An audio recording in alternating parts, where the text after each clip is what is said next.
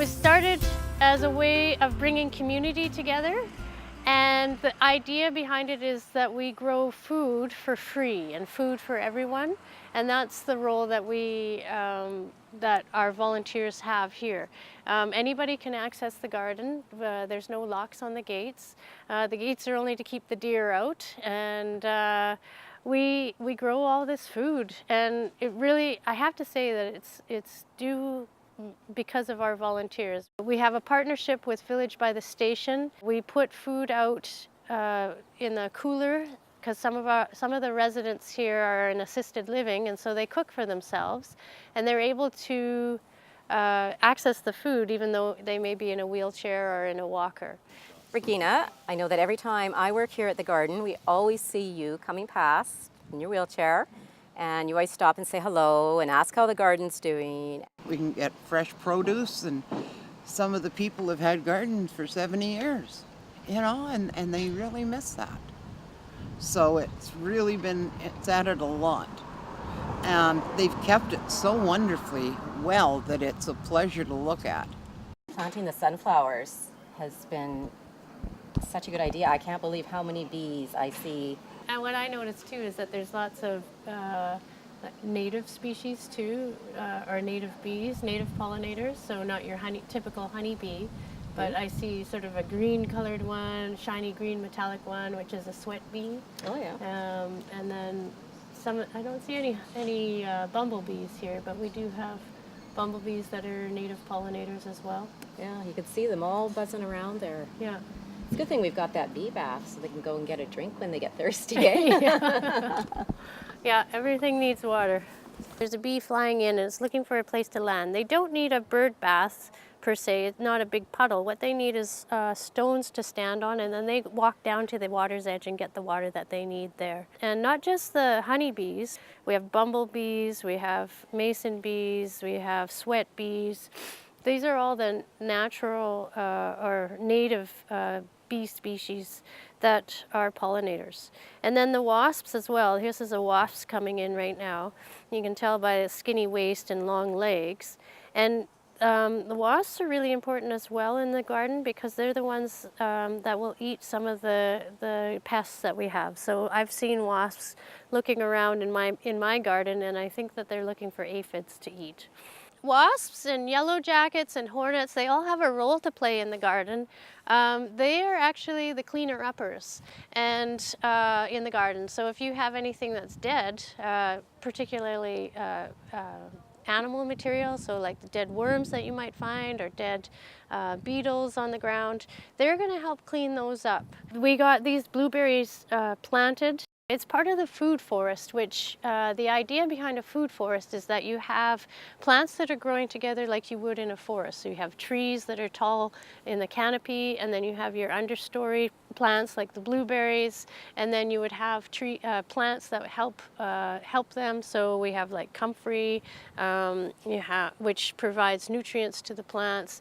You could have a nitrogen fixer like wolf willow, which would also provide nitrogen to the soil. So what happens is these plants start growing together as they would in a forest with no input from the people. What's really neat about these plants is thinking about what their growth form is like. So horseradish has a really long, deep taproot, and it is useful because it can break up the soil deeper down. Its taproot reaches down deeper and gets nutrients that are lower down and brings it up to the surface. So when these leaves die off, they're going to add nutrients to the soil that other plants that have shallow root systems wouldn't necessarily be able to access. It's really interesting to see how the plants interact and think about how different plants grow and how you can get them to work together or work for you. And in this bed, we decided we would do something called the Three Sisters, and this is something that the Native American Indians would do. They would plant squash, corn, and beans, and that was their staples, and that's what they lived with and lived on. So normally they would plant the beans and they would grow up the corn, but in our example here on the other end, we've got the beans growing up the pole, up the posts to support them. And then the squash grows below, and they They help each other.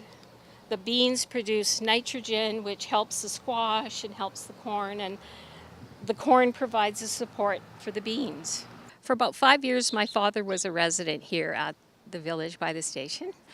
And when I heard that Incredible Edible had a garden here, I thought, well, this was a perfect opportunity for me to volunteer and get back into gardening. So, because now I live in an apartment. We have Jean Kearney from Village by the Station. She is the Recreation and Volunteer Director. She's been actively involved and very, very supportive of our garden, Incredible Edible Penticton. It means so much in many ways. For the folks that live here in the building, for most of them, gardening has been part of their life. They're no longer able to do that because of their physical frailty. But to be able to see a garden, to smell a garden, to come out here and watch people work, it just evokes so many memories and passion for them. Many of them, gardening was a huge part of their life. So it's a present. Many of the people that live in assisted living gaze out their windows and look down on the garden, and it says home.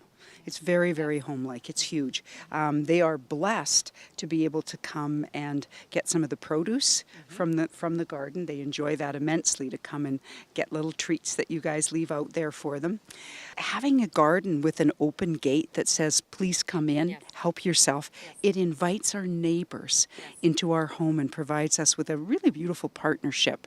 I have had questions of interest from people that have come to the garden saying, this is a neat place. Can I volunteer here? It's like, oh yeah. So it's bringing our neighbors in, it's bringing the community in. It's a great partnership. So we have a cooler we put out here, and it's not locked up at all. And what we do is, whenever a member is down, we come and check the cooler, and we put some veggies in here. So perhaps, residents like Regina or other residents that are in a walker or wheelchair that aren't comfortable going into the garden could just come to the box and be able to choose what they like. And the burning question for us was, well, how much is the cooler really getting used? And so I happened to talk to a family, a mother of 3, I believe, and I said, it'd just be nice to know how many people are using the cooler. And she says, well, we live just almost across the street from it. And she said, oh, it's used a lot. And I said, how do you know? And she says, oh, well, because we hear it open. Yeah. So she says, we hear it close, thunk, and then we hear it open. And she says, 6:30 in the morning, 10:30 at night, we hear it opening. And it's getting used a lot. So, but like Regina said, it's amazing. This is not secured to anything. It's not locked up. But yet, there's enough respect in the community and even, passers-by that look and go, no, I'm not going to take that cooler because that's a food source. There's free food in there. So, and that's just such a warm feeling to know that.